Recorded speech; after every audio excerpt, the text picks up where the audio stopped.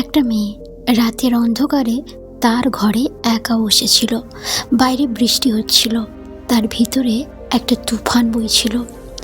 এমন তুফান যা কাউকে বলতে পারছিল না, না মাকে, না বাবাকে, না তার প্রিয়জনদেরকে। এই তুফান তার শরীরের নয়, তার চিন্তার। আর এই চিন্তা তার এমন কিছুর দিকে টেনে নিয়ে যাচ্ছিল, যেটা করার পর সে আর নিজের দিকে তাকাতে পারছিল না।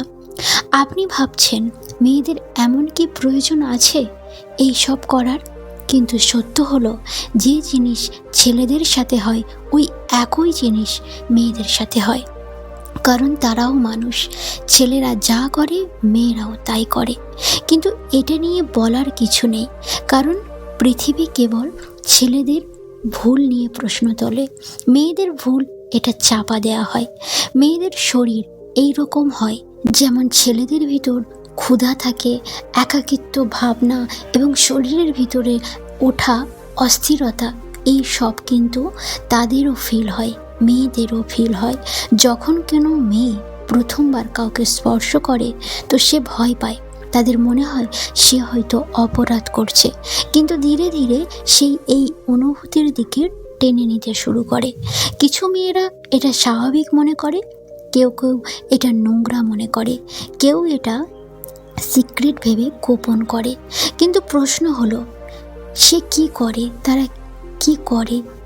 কখনো তারা একাকিত্ব রাস্তায় চলে, কখনো ইন্টারনেটের দুনিয়ায় তারা পৌঁছে যায়, কখনো কোনো গল্প, সিনেমা বা পুরনো স্মৃতি যা তাদের ভিতরের এমন কিছু জাগিয়ে তোলে।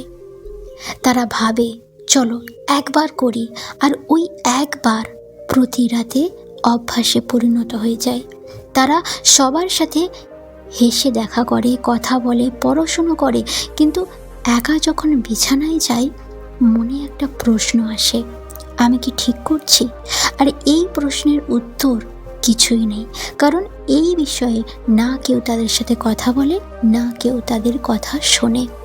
একটা মেয়ে একটা ডায়েরিতে লিখছে, আমি প্রথমবার করেছি যখন আমি খুব দুঃখে ছিলাম, কেউ আমার মন ভেঙে দিয়েছিল, আমি একা একা কাঁদছিলাম, আর ওই রাতে আমি নিজের হাতকে সামলানোর চেষ্টা করেছি, কিন্তু পরে মনে হচ্ছিল আমি নিজেকে ধোঁকা দিচ্ছি। আর একটা মেয়ে বলে, আমি এই সব চুপি চুপি করি, কাউকে বলি না, মাকেও না।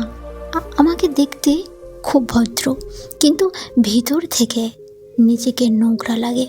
মেয়েরা এইসব নিয়ে কথা বলে না, কারণ সমাজ তাদেরকে দেবী মনে করে। দেবীর মধ্যে কি এইসব থাকতে পারে? কিন্তু তারাও মানুষ। মেয়েরা চায় মডার্ন হোক, তারা যতই মডার্ন হোক না কেন, তাদের মনে এই কথা বসে আছে, যদি তারা এইসব করে তো তারা কি নোংরা, তারা দুর্বল। কিন্তু বাস্তব হলো এটা কোনো দুর্বলতা নয়, ব্যাস এটা একটা অনুভূতি যা লুকিয়ে থাকে, একটা চাপা ক্ষুধার মতো, যা সময় এলে বাইরে বেরিয়ে যায়। সেই রাতে তারা গুগল, বিভিন্ন ফোনে, ইন্টারনেটে এই সব দেখে।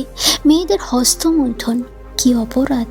কোনো জবাব নেই, তবুও তাদের মন থেকে বলে যে তুই ভুল করছিস।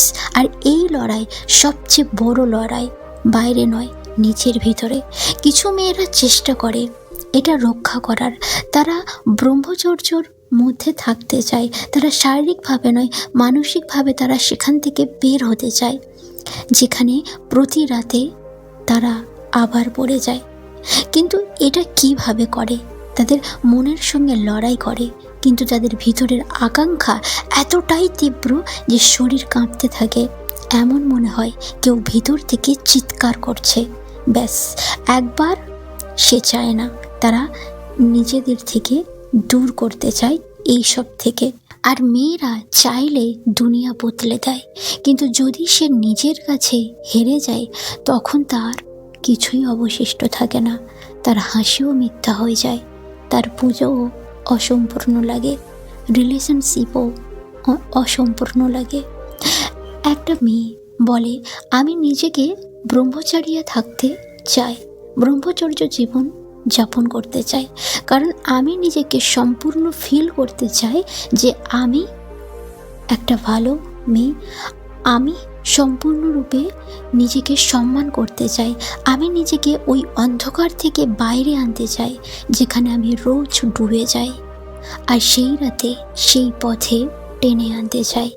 মেয়েরাও মানুষ, তাদের ভিতরেও ক্ষুধার্ত থাকে, ব্যথা আছে, একাকিত্ব আছে, কিন্তু তারা সব সময় চাপা থাকে।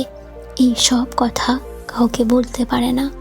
ভিডিও ভালো লাগলে অবশ্যই লাইক করবেন, কমেন্ট করবেন, আর ভিডিওটা অবশ্যই বন্ধুদের সঙ্গে শেয়ার করবেন। প্লিজ চ্যানেলটিকে সাবস্ক্রাইব করুন। ভালো থাকবেন, সুস্থ থাকবেন। ধন্যবাদ।